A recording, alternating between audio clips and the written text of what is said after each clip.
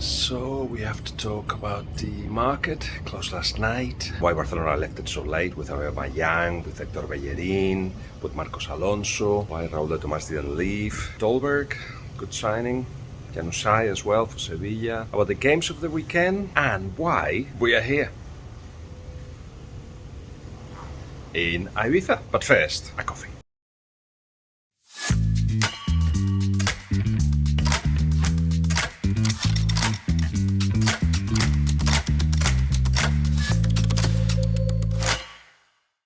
Welcome to Coffee with Guillem in association with Premier Sports. You'll have this conversation, coffee, at 12 p.m. British summer time every Friday. So where do we start today? I could tell you why I'm in Ibiza, but maybe I'll leave that for the end. What happened yesterday? There were 35 signings in La Liga. Some of them big names. Cavani arriving to Valencia. He had offers from Villarreal, for instance, but decided that 2-year that was offered by Valencia was a more interesting proposition, and Valencia will definitely appreciate that, especially now that Maxi Gomez has gone to Fenerbahce. Sevilla were kind of forced to do things as it became clear that with the squad that they had was not enough. The results have been poor at this start of the season. 6 new faces came to are going to help Lopetegui to get to the target, which is to be top 4. Out of those, Januzaj is a clever signing. He comes for free. Kasper Dolberg, the Danish centre forward, again, he's not one of those forwards that guarantees 25 goals, but he helps others, midfielders mostly, to get into the box. He can hold the ball, he can link up well. So between him and Nesiri and of course Isco, another one of the arrivals, you should expect Sevilla to score more goals. At the moment, it's about not conceding them, and the 2 signings at the back haven't made an impression. Marcao because he's been injured, and Ian So because he's a young centre-back that should make an impact in the long term. So difficult times for Sevilla because Villarreal have started so well the season, and it seems like they are willing to take over the place in the top 4. We will see. Villarreal have been clever in the market as well. Not so much for the new names that will be in the squad, like Mojica, really good left back, or Comandante Morales, who has arrived from Levante, but because Jeremy Pino didn't go, Samu Chukwueze didn't go, and Gerard Moreno didn't go. So the team will grow based on the work that has been put in the previous years and the tutelage of Unai Emery. All the stuff that happened in the last day of the transfer market was that Carlos Soler went to PSG, so let's see how Valencia replaces him. The thing that he wanted to make sure if he was going to leave was that he was going to allow Valencia to earn money, even though he's got 10 months left in his contract, and 18 million plus 4. In a way, it's a bargain of the market. Certainly has left money to Valencia. Omar Sadiq, the striker of Almeria, has gone to Real Sociedad, the most expensive signing of Real Sociedad in history. It's an update, a positive update on Isaac. I think Omar Sadiq is a regular goal scorer, first of all, adds more than Isaac. He's got pace as well, he's strong, he's got this strange kind of run that looks like clumsy, but actually he always takes the balls with him, and he's a great finisher. That will guarantee goals for a Real Sociedad that attacks like Manchester City in a way, building from the back and everybody involved and through the middle. That's how they build up, but attack like Liverpool, through the centre, and a lot of players in the middle. And when somebody has got the ball on the edge of the box, there is a lot of players running in behind, a lot of movement and a lot of quality. With Bryce Mendez, who's just arrived, of course, with Take Kubo, also new, Momo Cho, the youngster 18-year-old forward, and Silva, Merino, Oyarzabal is still to arrive. What a great side this Real Sociedad is. And Barcelona also gave us stories in the last couple of days. First of all, Barcelona and Inter Milan spoke about Jordi Alba. Do you want Jordi Alba? And Inter Milan went, actually, maybe. And when Jordi was asked, he was like, I'm not moving.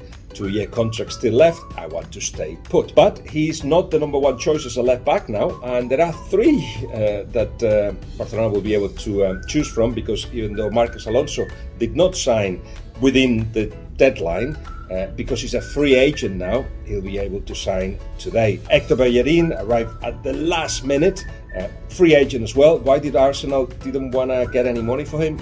One, because they save wages by letting him go. Two, they felt that the player had to play. He was going to do it more often at Barcelona. And three, because they kept a considerable sum in the possibility of him moving on. So if he goes to another team, there's a percentage, I think it could be up till 25%, that Arsenal will get of that transfer fee. So it's a good deal for really everyone. Xavi wanted a right back, wanted the left back situation sorted, wanted a centre midfielder with Bernardo Silva. There wasn't even an offer for Bernardo Silva. It was actually only PSG that put money on the table for him, but he's decided to stay put, maybe next year. In any case, Xavi wanted somebody of that caliber in the midfield because he feels he still haven't got that midfielder. Practically everything that Barcelona wanted to do this summer, they've done it. They've changed the squad completely, and you have to say the candidates for everything. The problem with Barcelona is that even though it's 11 players with one ball, they do it the complicated way. There is a lot of things that have to happen for Barcelona to play well, and when they play well is when they win at the highest stage against the biggest names and against the biggest clubs. They don't just win anyway, they have to do it in a style that has to be put in place with the new names that perhaps are not so used to the way that Xavi wants them to play. It will happen. Let's see how long it takes for it to happen. Let me choose some of the games that you'll be able to see in Premier Sports on Saturday, for instance, because there are Champions League games next week. You'll have the big guns. Real Madrid, for instance, will play BETIS. That's top of the table clash. A BETIS that has registered everyone that they needed, including William Jose, who was left to be the last one. But that means that the squad is still very, very strong. They have lost Bellerin, but they remain one of the candidates to be Champions League contenders, certainly. Against a Real Madrid that with Tchouaméni and Rudiger, they are a better side. Ancelotti insists on this. They actually have got a year of getting used to Ancelotti, but more than that, a lot of alternatives, especially in midfield, a lot of energy. Now with Camavinga being more solid, with Tchouaméni replacing Casemiro and has done really, really well in that position. Valverde, who's growing as well. Ceballos, who will be more important, and Marcos Asensio, who will come back into the reckoning because he was out as Real Madrid thought that he was going to leave. He's in, and you'll see more of him. Sevilla, Barcelona. Now, it's at Sevilla, and fans are a little bit unrested because they feel that Sevilla haven't done the homework that they should have done. There were limits in terms of financial fair play, and limits as well because not everybody that they wanted to sell went. Ocampos has gone.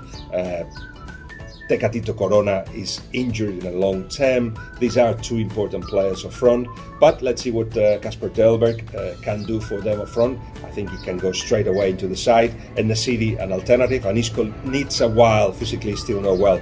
Barcelona, on the other hand, they obviously didn't do well against Rayo, and they had fantastic moments against Valladolid. But against Sevilla is the first test of this Xavi side, the first serious test.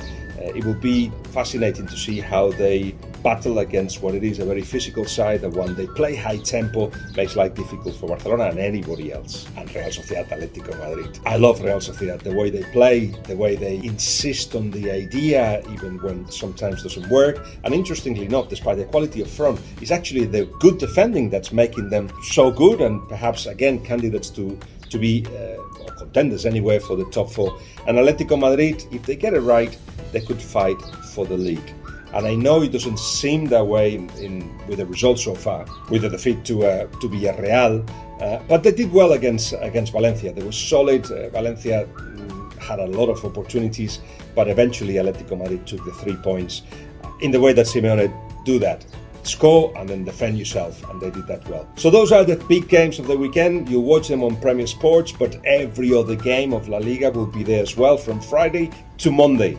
So keep an eye on the channels, what is on, and the times as well. Oh, I need to tell you what I'm doing in Ibiza, no? So, what am I doing in Ibiza? Hello everybody, I hope you are well. I'm ready. Talking to Robert Perez, we're doing a Talking Football for La Liga TV that will be also in Premier Sports. Keep an eye on it.